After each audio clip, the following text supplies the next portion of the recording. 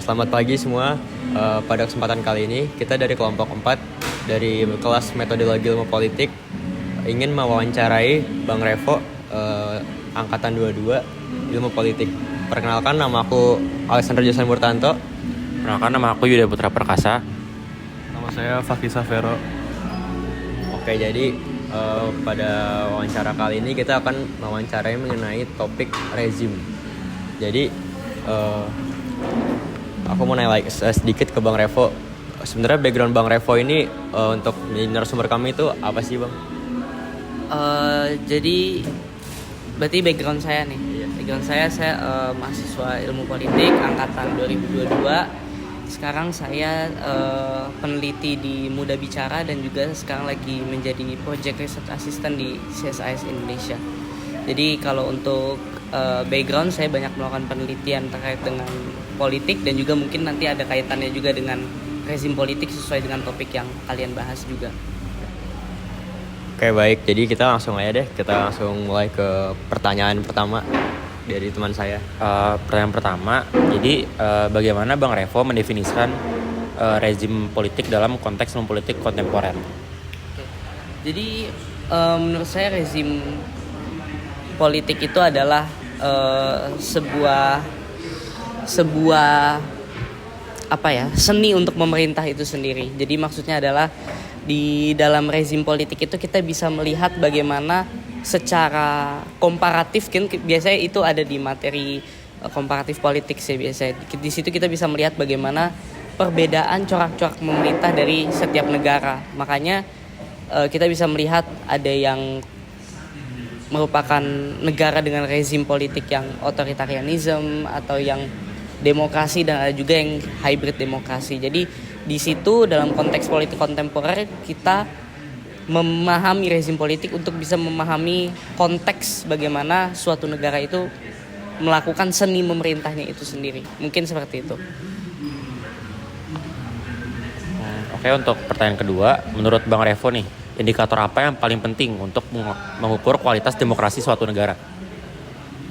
Oke, tentu untuk mengukur kualitas demokrasi kita tidak hanya melihat dari segi pemilu ya, walaupun pemilu merupakan salah satu dari sekian banyak parameter demokrasi itu sendiri. Tapi menurut saya sebenarnya demokrasi itu tuh seperti ruang kosong. Demokrasi itu ruang kosong. Yang mana untuk menjadi bermakna demokrasi itu dia harus diisi sama yang namanya kebebasan sipil. Jadi kalau misalnya demokrasi itu ada tanpa adanya kebebasan sipil, sebenarnya demokrasi itu adalah ruang kosong. Tapi ketika udah diisi sama kebebasan sipil, maka itu menjadi demokrasi yang bermakna. Jadi menurut saya indikator penting atau bagaimana cara melihat kualitas demokrasi adalah melihat dari kebebasan sipilnya seperti apa. Bagaimana cara kita bisa melihat kebebasan sipil di suatu negara? Kita boleh menggunakan beberapa sumber yang sederhana, misalnya kayak Freedom House. Di dalam Freedom House itu kan memang dia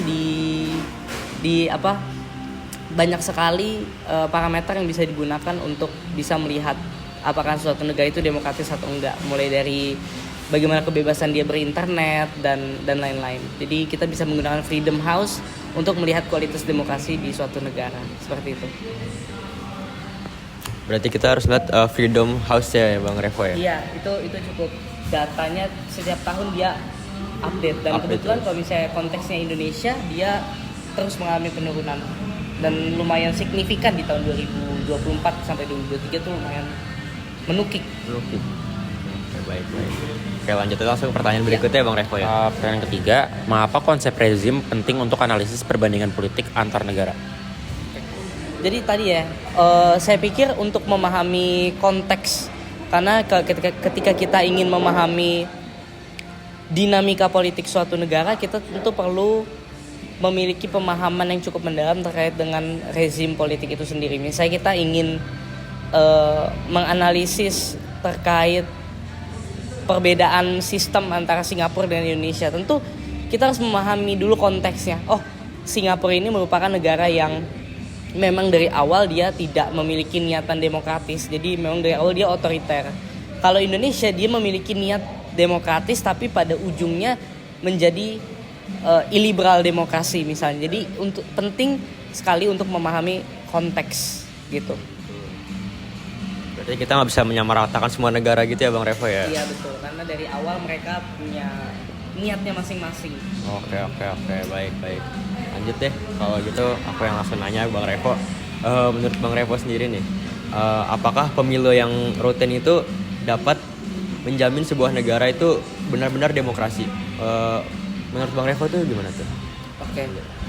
Jadi kalau dalam pemilu, pertama yang harus kita perhatikan adalah betul pemilu adalah salah satu cara kita untuk menjadikan suatu negara itu parameter suatu negara itu demokratis atau enggak. Tapi saya pikir pertama yang harus kita lihat adalah kualitas dari pemilu itu sendiri. Jangan sampai pemilu itu justru bukannya menjadi ajang untuk memilih pemimpin yang baru, tapi justru malah menjadi alat legitimasi rezim. Jadi maksudnya sebagai contoh kita bisa melihat pada masa kepemimpinan Soeharto kan ada juga pemilu. Tapi pemilu itu tentu bukan pemilu yang adil karena banyak kasus misalnya seperti monoloyalitas PNS dan segala macam.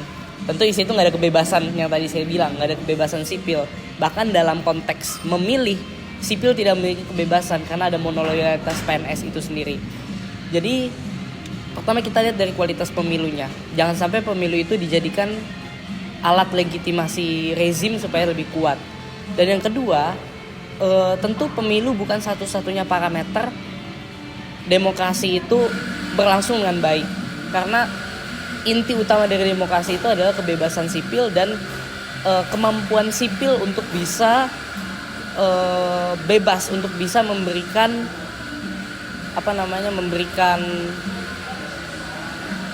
kritik terhadap pemerintah. Jadi tentu yang utama itu adalah kebebasan sipil. Jadi tentu pemilu saja tidak bisa dijadikan parameter bahwa suatu negara itu demokratis atau enggak. Karena toh definisi dari iliberal demokrasi itu adalah demokrasi yang hadir dengan adanya pemilu tapi tidak dengan kebebasan sipil. Jadi justru pemilu ini bisa menjadi pengecoh masyarakat. Oh, kita udah demokratis kok, bukti ada pemilu. Nah, biasanya itu seperti itu. Tapi padahal dia hanya menjadi alat legitimasi rezim.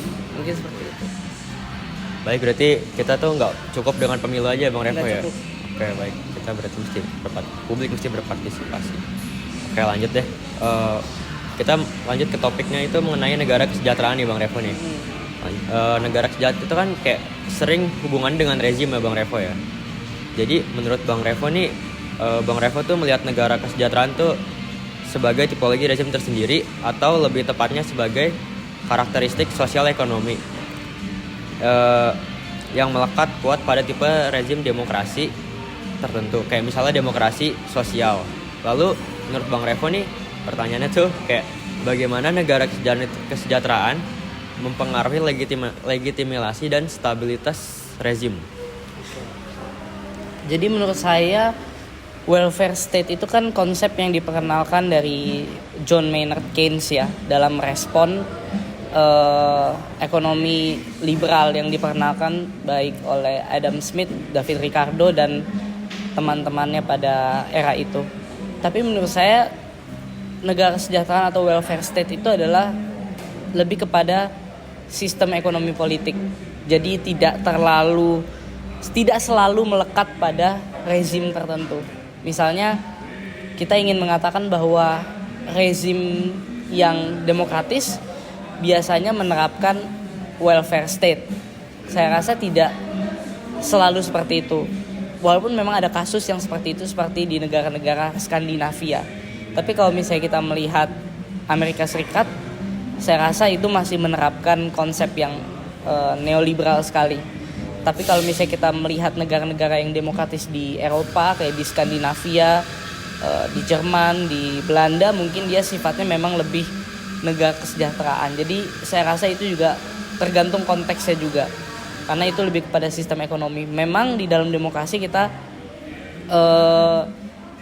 juga mengenal yang namanya redistribusi kekayaan dan juga terkait dengan keadilan keadilan dalam konteks penghasilan. Jadi jangan sampai gap penghasilan terlalu besar, disparitas ekonomi jangan sampai terlalu luas. Tapi itu tidak menjadi poin utama demokrasi, karena poin utama demokrasi kan kebebasan sipil. Walaupun memang diadopsi juga konsep untuk bisa mengecilkan disparitas ekonomi tersebut. Jadi tidak selalu menjadi soal bahwa negara kesejahteraan itu koheren dengan demokrasi, rezim demokratis. Kayak misalnya kita bisa melihat Singapura. Singapura juga rezimnya kan otoritarianism, tapi dia menerapkan negara kesejahteraan karena salah satu contohnya adalah kebijakan housing. Kebijakan rumahnya itu sangat affordable, sangat terjangkau di Singapura. Untuk citizen Singapura ya, itu sangat affordable. Dari kebijakan membuat apartemen-apartemennya itu sangat affordable. Padahal dia merupakan negara yang otoriter, yang memang tidak mengenal kebebasan sipil, tapi dia menerapkan konsep welfare state itu dalam konteks housing. Jadi menurut saya tidak terlalu koheren. Kalau misalnya dengan legitimasi, tentu itu merupakan hal yang penting ya, karena ketika misalnya disparitas ekonomi mengecil, tidak ada ketimpangan ekonomi yang terlalu timpang, tentu itu akan menjadi hal yang positif bagi pemerintah, karena dia akan mendapatkan dukungan dari masyarakat kecil dan juga memiliki legitimasi yang lebih kuat, karena tentu biasanya masyarakat kecil itu lebih banyak daripada elit gitu sih kurang lebih. Oke, baik Bang Revo. Jadi sebenarnya aku kayak salvo gitu jawaban Bang Revo yang di Singapura tuh rumah murah-murah gitu ya Bang Revo ya. Atau aku kira kayak di Singapura tuh kayak apa-apa tuh serba mahal gitu loh Bang Revo ya. Kalau untuk mungkin kalau misalnya dari barang-barang di luar bahan pokok mungkin mahal ya, karena itu kan tergantung ekonominya juga. Tapi kalau misalnya untuk sandang pangan papan untuk masyarakatnya itu murah-murah. Oh, murah. Sesuai dengan gaji di sana kali ya Bang Revo. Iya, gaji sana juga gede. Iya. Jadi makanya harganya lebih mahal juga gitu. Oke. Udah tahu sih aku Bang Revo sih. Udah, ini masih kayak lanjut pertanyaan berikutnya tuh masih tentang negara kesejahteraan sih Bang Revo ya. Tapi ini tuh kayak di Indonesia gitu. Jadi kan kayak dalam konsep negara kesejahteraan, negara itu bertanggung jawab atas redistribusi dan jaminan sosial. Lalu menurut Bang Revo nih, bagaimana Bang Revo tuh menilai kinerja rezim Indonesia saat ini dalam menjalankan fungsi negara kesejahteraan tuh kayak sejauh mana program-program besar kayak misalnya BPJS dan kebijakan subsidi energi mencerminkan komitmen fundamental rezim pada prinsip hak-hak sosial ekonomi. Menurut Bang Revo itu? Oke. Menurut saya kalau misalnya kita lihat ke zaman Presiden SBY ketika BPJS mulai diperkenalkan, itu merupakan hal yang revolusioner ya. Karena pada saat itu BPJS itu kalau nggak salah namanya jam sostek. Itu tapi bukan dipegang oleh negara kalau nggak salah pada saat itu. Tapi tentu itu merupakan hal yang revolusioner karena itu merupakan hal yang cukup baru di Indonesia. Tapi tentu kalau misalnya kita melihat secara umum, saya rasa masih banyak yang harus dievaluasi ya, terkait peran negara dalam menjamin hak-hak dasar masyarakat. Tadi kayak misalnya housing, kita malah dipersulit misalnya dengan tapera pada saat itu ya. Dan juga mungkin banyak hal-hal yang harus dievaluasi lebih lanjut, misalnya dalam konteks housing tadi gimana caranya bisa negara menyediakan harga tanah yang lebih murah dan juga tempat tinggal yang lebih murah dan layak bagi masyarakat. Jadi menurut saya housing yang cukup penting sih. Berarti housing itu lebih penting dibandingkan kayak subsidi-subsidi energi atau BPJS gitu ya Bang Revo? Itu penting juga, maksudnya menurut saya housing itu salah satu yang belum terpenuhi oleh pemerintah ya Bang Revo ya? Oke. Kalau gitu lanjut deh, ini bukan tentang negara kesejahteraan lagi Bang Revo, jadi teman saya yang... Oke Bang Revo, tadi Bang Revo juga sempat nyebut tentang BPJS atau jam sostek yang awalnya dilahirkan di zamannya Pak Soeharto ya. SBY. Tapi di sini aku mau nanyanya lebih ke arah tentang oligarki nih.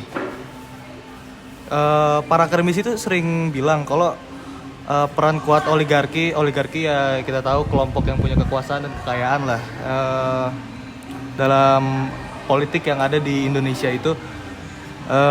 Gimana sih menurut Bang Revo peran mereka mempengaruhi aturan main dasar di sebuah rezim gitu? Apakah oligarki bertindak sebagai aktor yang justru menstabilkan rezim demokrasi, atau malah sebaliknya, malah menjadi penghambat dari konsolidasi demokrasi yang substantif? Iya. Kalau konsolidasi demokrasi konteksnya pasti menjadi penghambat ya. Tapi kalau menstabilkan rezim, iya. Maksudnya menstabilkan rezim tentu nggak akan banyak masalah di dalam rezim tersebut karena udah didukung oleh orang-orang dengan ekonomi yang kuat. Tapi kalau konteksnya konsolidasi demokrasi tentu itu akan menjadi penghambat. Jadi saya punya pengalaman waktu kemarin penelitian terkait dengan sistem pilkada.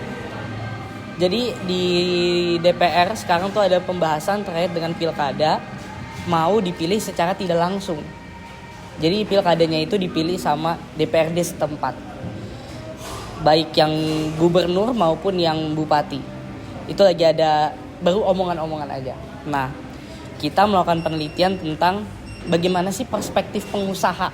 Kan pengusaha bisa kita definisikan sebagai salah satu oligarki juga, karena memang yang diwawancara pada saat itu adalah beberapa 9 naga dan 9 haji juga salah satunya. Mereka cenderung untuk memilih pemilu dengan sistem yang tidak langsung, karena menurut mereka lebih murah dan tidak mengganggu stabilitas. Dan saya pikir dengan pendapat mereka yang seperti itu, tentu kemungkinan goalnya akan besar. Dari pilkada ini akan dijalankan secara tidak langsung, tapi mungkin dengan penyesuaian-penyesuaian tertentu ya.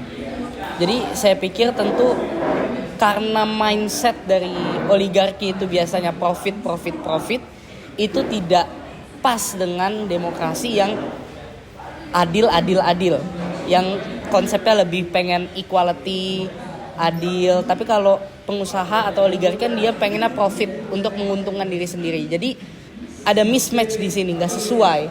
Dan ketidaksesuaian ini tentu akan menjadi penghambat bagi konsolidasi demokrasi. Kayak misalnya, kalau misalnya pemilu itu memang salah satu hal yang pasti itu adalah secara ekonomi kurang stabil, karena pengusaha atau investor asing itu pasti menerapkan strategi wait and see.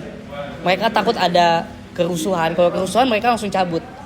Nah, sedangkan itu merupakan hal yang lumrah dalam demokrasi. Jadi ketidaksesuaian ini tentu akan menimbulkan hambatan bagi konsolidasi demokrasi itu sendiri. Namun memang di satu sisi itu merupakan paradoks demokrasi itu sendiri yang selalu berlawanan dengan ekonomi pasar gitu ya. Mungkin seperti itu.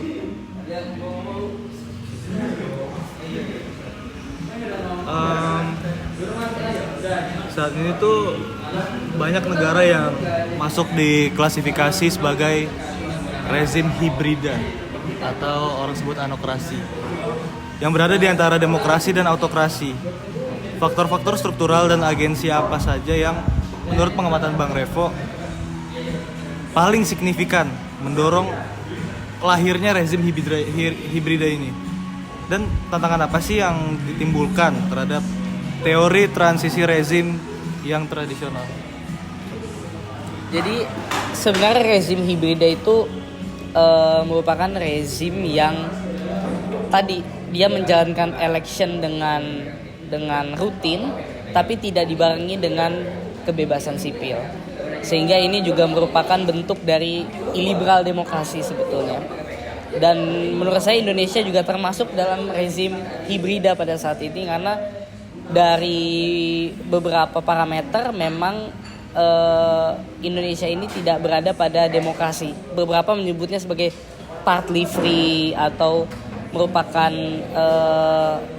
demokrasi yang cacat. Beberapa parameter menyebutkan seperti itu, kayak Economic Intelligence Unit menyebutkan Indonesia sebagai demokrasi yang cacat.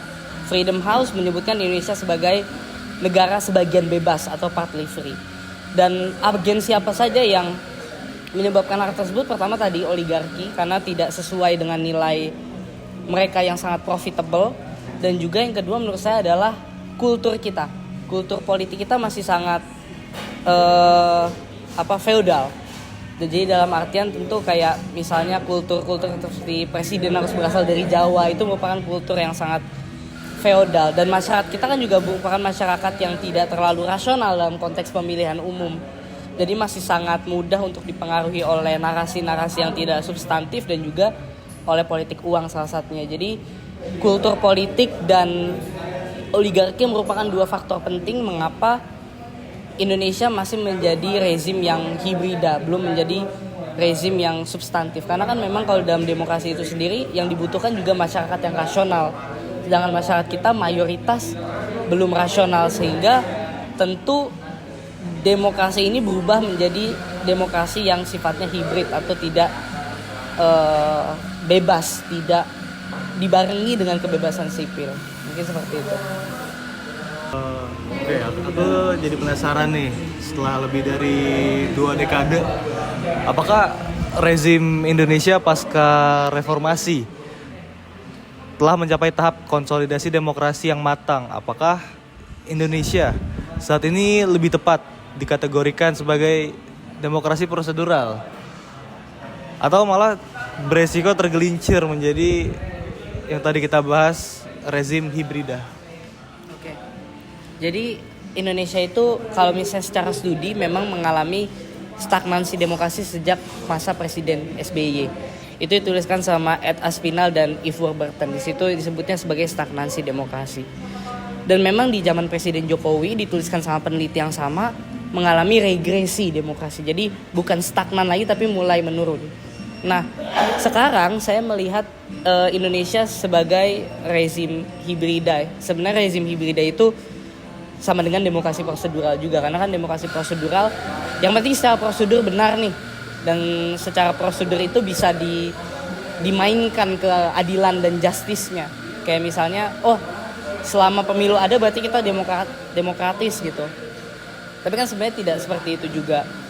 Banyak juga parameter-parameter, misalnya pemilu ini demokratis atau tidak, apakah masih ada politik gentong babinya atau politik uangnya, itu kan sebenarnya tidak adil atau tidak demokratis lah, karena dimainkan dengan hal-hal yang sifatnya material. Jadi kalau seperti itu yang main juga orang kaya dong.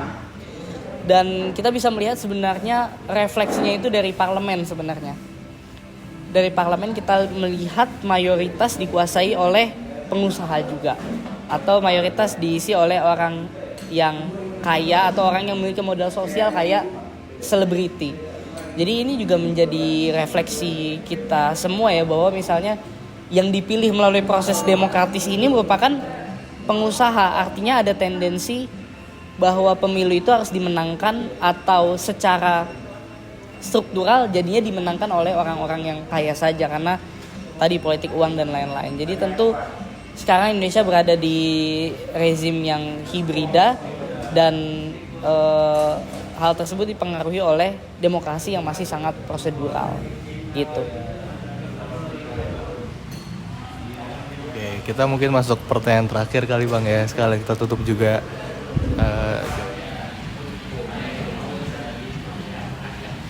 Ya udah lanjut nih Bang Revo, nih pertanyaan terakhir untuk materi rezim kita kali ini ya Bang Revo ya. Ini tuh kayak keseluruhannya itu, jadi kan kita lanjut ke globalisasi ya Bang Revo ya, kayak faktor eksternal. Jadi sejauh mana sih faktor eksternal kayak globalisasi ekonomi dan teknologi informasi mempengaruhi solidaritas dan perubahan fundamental suatu rezim politik? Apakah faktor-faktor ini lebih cenderung mendukung atau menghambat konsolidasi demokrasi di negara-negara berkembang? Kalau untuk globalisasi saya rasa cukup mendukung ya, karena tentu dari berbagai negara kita bisa memantau kejadian-kejadian yang non demokratis, misalnya kayak misalnya apa yang terjadi di demonstrasi yang ada di Indonesia kemarin.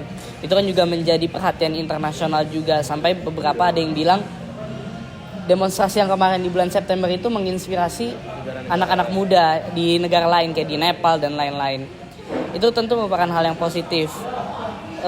Kita juga bisa melihat misalnya ketidakdemokratisan negara-negara yang melakukan demonstrasi tapi represif. Misalnya dulu ada di Kolombia, sempat di Kolombia itu sama bentuk represinya seperti yang ada di negara kita.